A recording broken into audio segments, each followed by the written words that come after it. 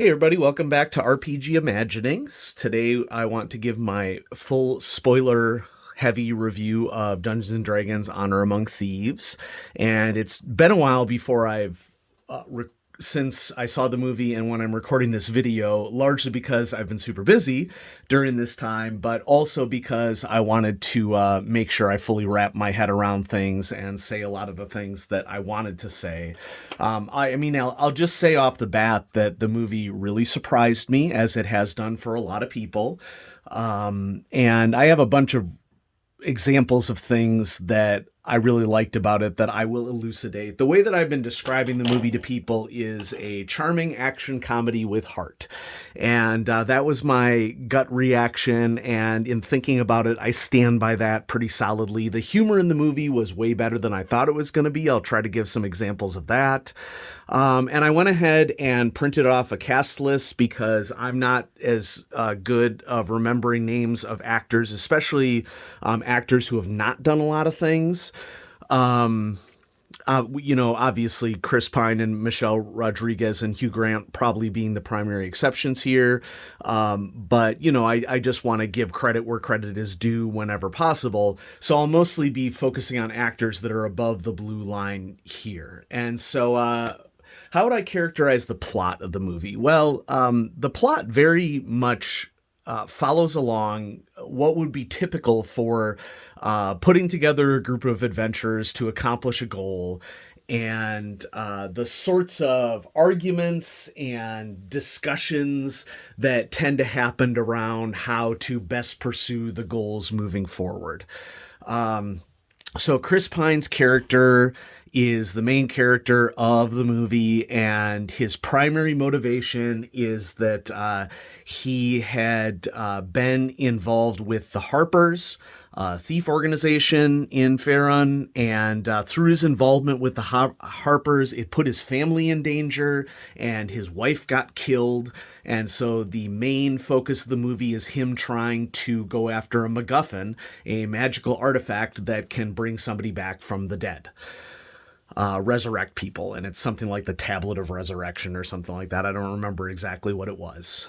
Michelle Rodriguez is a very close, plays Holga, a very close friend of his, who essentially stepped in and worked with Edgin to raise his biological daughter, Kira.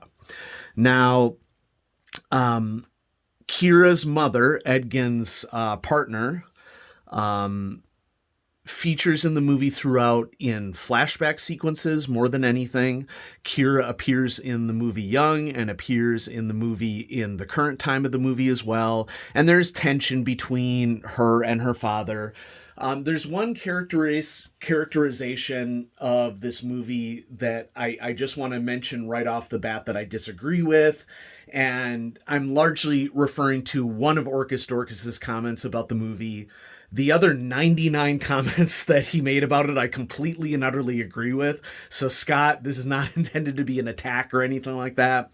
But Scott said something to the effect that the movie has no real driving plot or goal or message. And I actually disagree with that. The movie, I think, thematically is about family and the definition of family and what a family can be.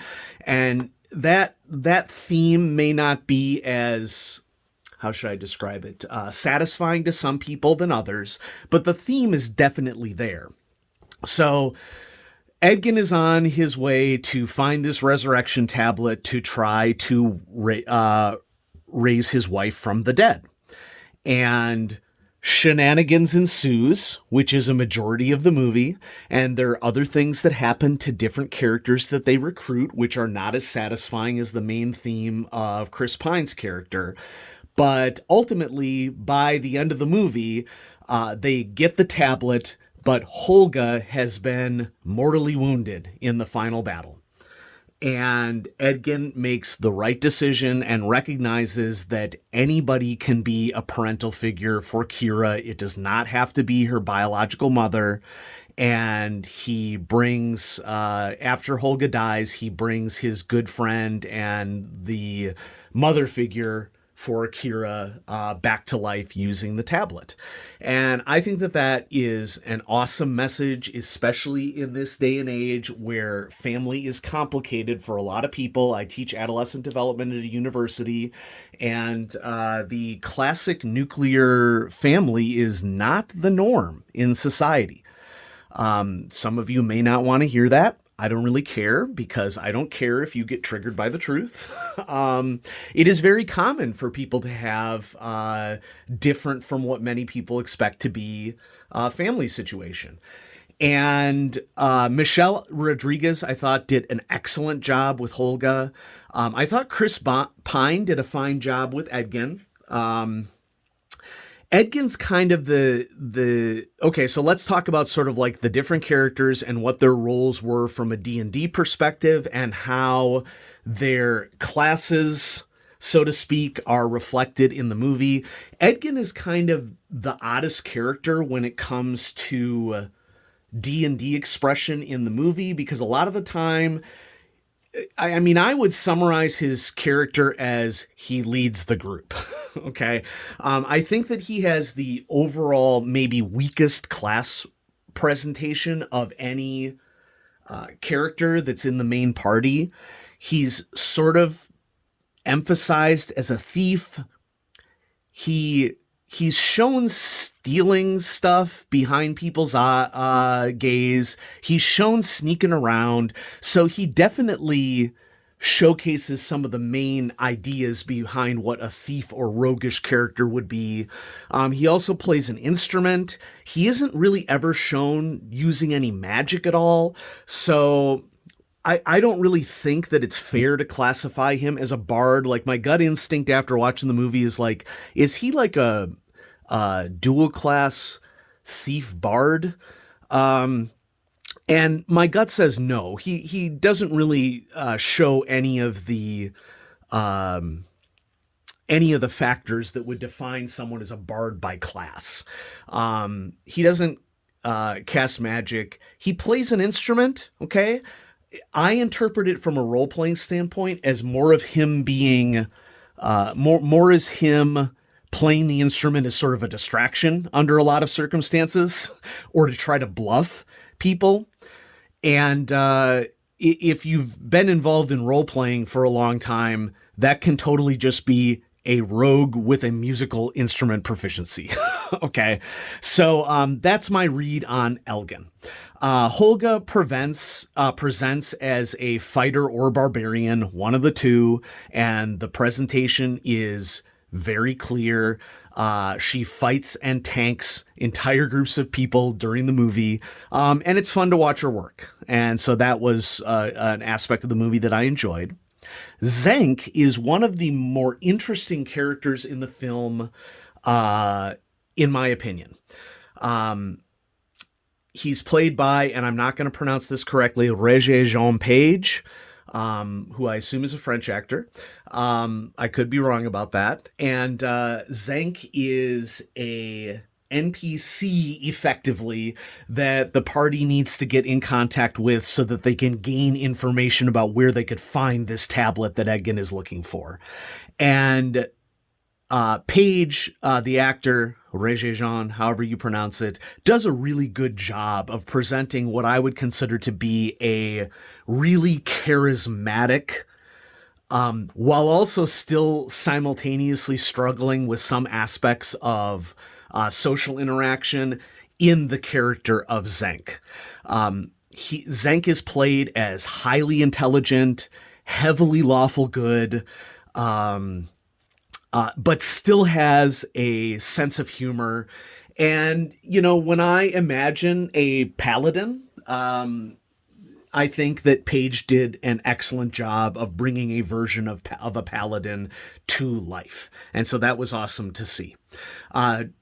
Justice Smith plays Simon.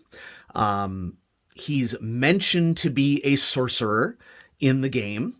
And I think that it's fair that, for that to be a definition, because wild magic is mentioned more than one time in the movie. And that, you know, presents some really interesting situations. I think that the presentation of magic was fine in the movie. I didn't dislike it. I also didn't overly like it. I thought that there's definitely a lot of D&D flavor with the magic that was presented in the film. I'm thinking of the mage hand battle was particularly cool near the end. Simon probably has the most sophisticated arc in comparison to Edgin. Maybe it's tying with Holga, but I'm not really sure that Holga does much work in her arc. Simon does a lot more personal work in his arc, and so to me, Simon's arc is more satisfying. It's a confidence arc, okay? He's trying to build up his confidence. He's constantly telling himself that he sucks. People around him are constantly telling him that he sucks. And by the end of the movie, he gains the confidence. And Simon gaining the confidence is ultimately what allows them to defeat the big baddie at the end. And so I think that Justice Smith did a good job with Simon. I think that the writing, if anything, is probably a little bit about what holds Simon back as a character. That's just my personal opinion. But it wasn't offensive by any stretch of the imagination. Doric, played by Sophia Lillis. You may recognize Sophia Lillis was the main lead playing in It, parts 1 and 2. And what's the character's name? Beverly? Right? Bev? Yeah. So Sophia Lillis did a fantastic job as Bev in It 1 and 2. And she basically is not given anything to work with as Doric. The writing for Doric's character is just completely and utterly lackluster. Sophia, I think, is a talented actor, but she isn't really given anything to work with at all. Doric has no arc really at all.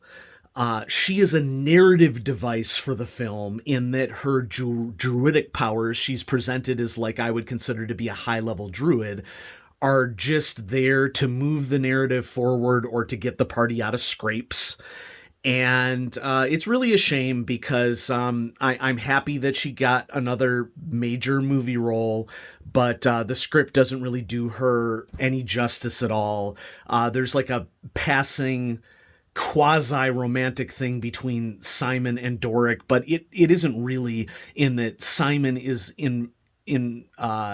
infatuated with Doric, but Doric clearly does not see it until the end. It's kind of an odd take on consent, and it's a message that I would prefer not to have in a Dungeons and Dragons movie or any movie for that to be said. I don't think that Simon is overbearing, but, she's not interested, and then you keep hounding her. That is not a message we should be sending to people. That's my personal opinion. If your personal opinion is different, I don't really care because, please don't post in the comments about this. I'm not trying to fight you about relationship plotting in a movie. I'm just commenting on what my feelings were on that relationship in the movie. It was a useless arc, and it sends also a bad message about consent and listening to people when they tell you they're not interested. I unfortunately saw the movie in a Alamo Drafthouse, which, let me be clear about what I mean by that. I am a huge Alamo Drafthouse aficionado. I love the theater style to death. The problem with that is that in the pre-credits at Alamo Drafthouse, you will often get, really interesting things to watch. But one of the problems here is that Hugh Grant, Chris Pine, Sophia Lillis, maybe Justin Smith, I think, maybe it was Michelle Rodriguez, I don't remember, were all part in a I hope you enjoy the movie thing before the movie. And that would be fine, but Hugh Grant was a bad choice to include in that because as a lover of story and a person who has watched movies his entire life, I immediately know, okay, Hugh Grant's the villain. Okay. Like, there's no way that Hugh Grant is cast in a role as part of this party. Okay. And so I wished I ultimately had not seen the movie at an Alamo Draft House, just from a spoiler perspective standpoint, because if you are an intelligent moviegoer, you know immediately that Hugh Grant is going to be like a villainous character in the movie. He's not going to be part of the ensemble cast of this particular group of actors. No offense. And so I knew immediately that he was a villain. Daisy Head plays the ha ha ha chaotic evil villain in the movie, and she is scary as hell. Okay, in that role. The primary antagonists of the movie are the Red Wizards of Thay, which I did not know a lot of the backstory on coming into the movie, just because it's an aspect of D&D lore that I'm not as familiar with, but you can watch the movie and get the idea behind it. It's not like it's that sophisticated, in my opinion. And so Forge, Hugh Grant's character, is part of the party initially, and then very soon into the movie, you find out that he has betrayed Edgin and allied with Sophina, yada yada yada. Okay, it's a classic D&D style trope. And I thought she did a great job with it. I thought that the end battle was pretty cool. And I especially like the twist that, everybody fakes that Simon was not able to stop Sophina's time stop when he actually did. And so everybody has just frozen and acted like that they had been stopped, and they let her monologue, and they get her monologuing. Okay. I actually appreciate that a lot, because it is something that a D&D party would totally do in a game.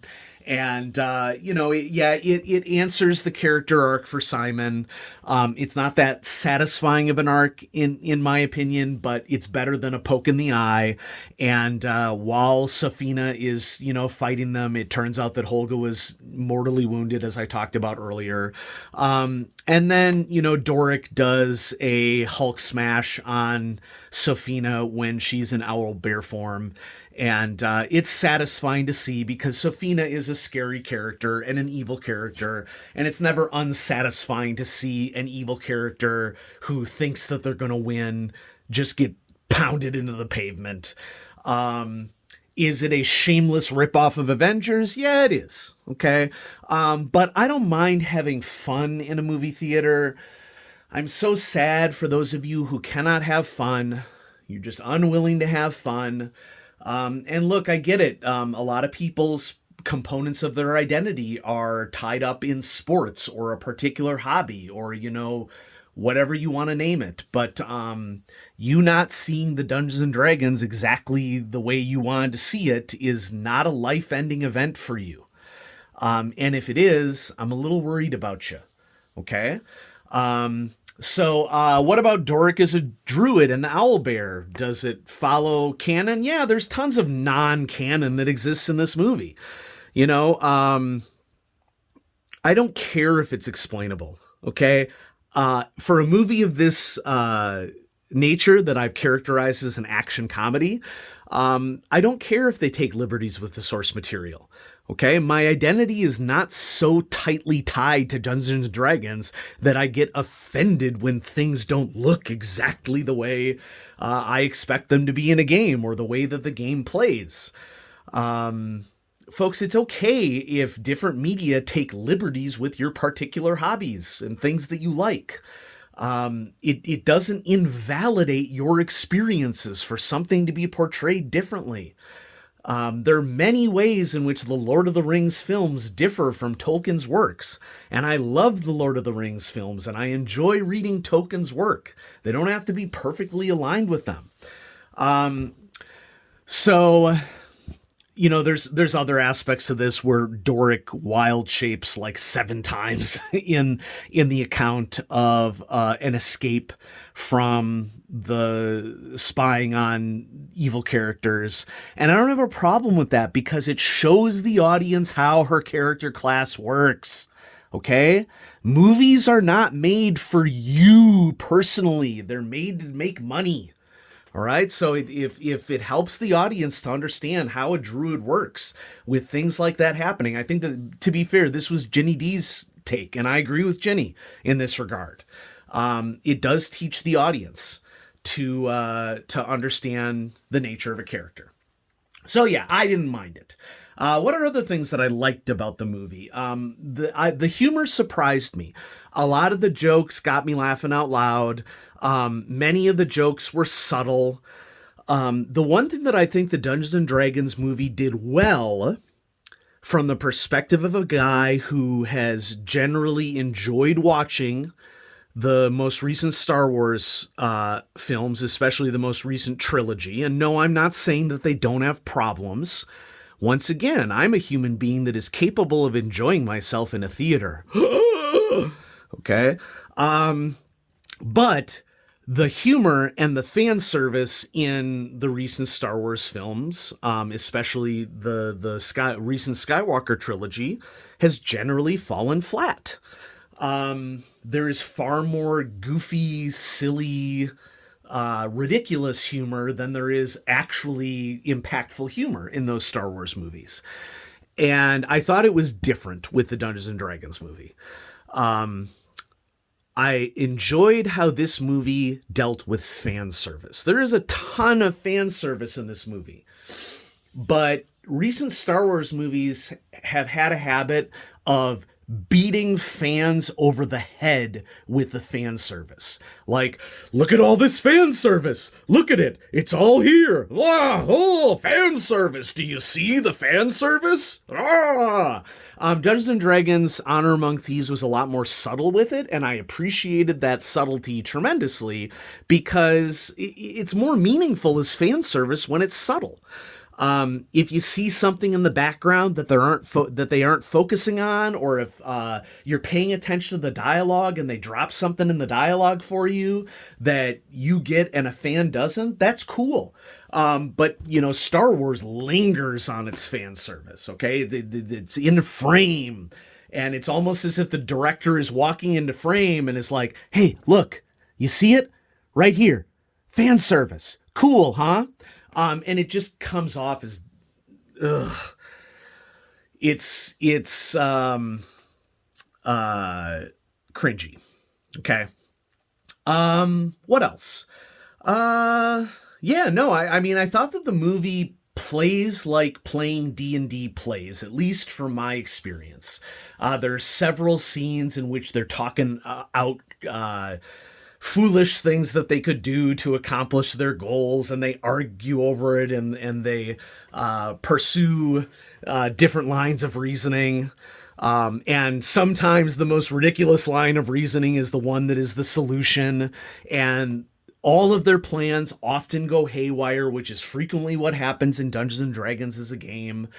And I wholeheartedly enjoyed the movie. I did not go in expecting to enjoy the movie. I also didn't go in wanting to hate it, which I think is an important consideration. Over the last 20 years or so, there has been this real movement in society of people, as Scott Orcus Dorcas has described it, and I think aptly so, hate watching movies. Or hate watching TV shows. And I don't want to come down too hard on people, because while I do think that hate watching is to a great extent absurd and sad, it does reveal, to be fair, the extent to which people are tied into wanting good things to happen in their lives. And there has been a lot of suffering in the world over the last 20 years. There has been a lot of anguish.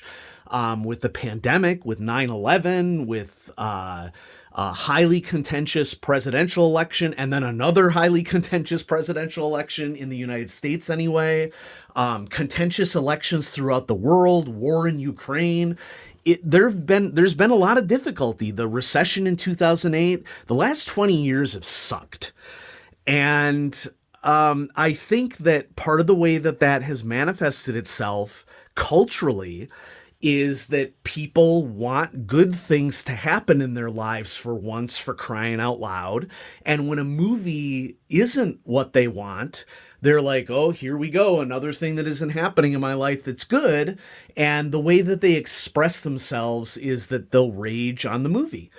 And so I think it's important to end with that, because I want to be fair to people who don't like the movie, but I also want people to be conscious of why people take really extreme viewpoints on things that don't truly affect their lives, like movies. Okay?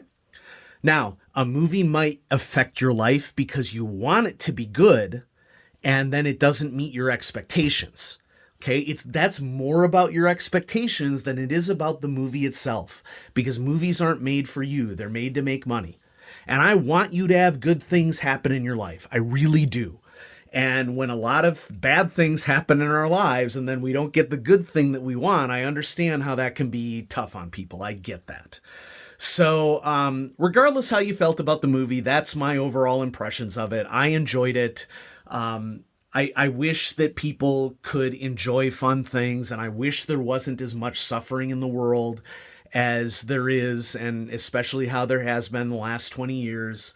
But, here we are, and I'm hopeful that even if this movie doesn't work out the way that you wanted it to, I'm hopeful that you can still continue to play games that you love and enjoy those games and be respectful to people around you and not project difficult aspects of your life onto other people just because you can.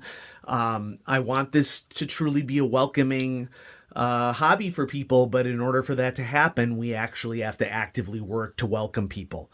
And so, yeah, I'm hoping that the D&D movie has a positive outcome, meaning that more people want to play D&D. And it would be a shame if we as a community got more people wanting to play D&D and they came in to play D&D and a bunch of existing players said, no, the D&D movie isn't exactly how D&D rolls, and how dare you come here expecting to play like the D&D movie. That would be a real disservice to those potential fans. So let's all be part of the solution and not part of the problem. And being part of the solution means welcoming new people regardless of the way that they come to the game. Okay? I know that asking people to be compassionate is a death-worthy event for some people. I will not be posting my address in this video. And if somebody says something about compassion that makes you want to hurt them, please get the help that you need. Okay. I'm sad that you're suffering, but there it is. So yeah, I give the D&D movie 9.7 florgs out of 11 bebops. Sure, there's a scale for you. Deal with that. But yeah, have fun time gaming, everybody. And that's my thoughts on the D&D movie. Have a good one. Bye-bye.